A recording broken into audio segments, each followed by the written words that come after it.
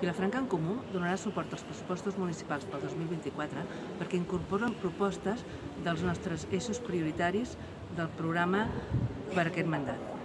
En l'eix de la transició energètica hem incorporat un projecte per a la implantació progressiva de plaques solars fotovoltaiques a les teulades municipals. Aquest ha de ser l'inici del camí cap a la constitució d'una comunitat energètica local.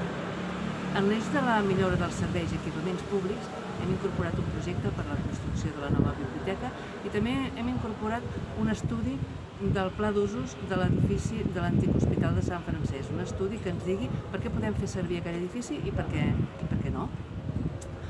En l'eix del benestar hem incorporat dotació pressupostària suficient per impulsar el pla de salut i també per garantir que tots els infants de la vila tinguin accés a les activitats extraescolars. I en aquest eix del benestar no ens hem oblidat dels nostres animals de companyia. Millorarem el seu benestar i augmentarem la seva protecció.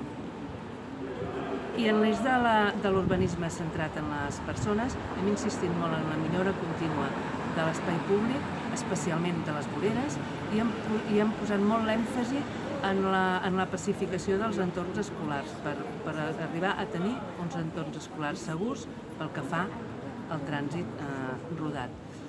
A més d'aquestes propostes incorporades, des de Vilafranca en Comú hem posat molt en valor que aquests pressupostos s'han treballat entre l'equip de govern i diversos grups municipals.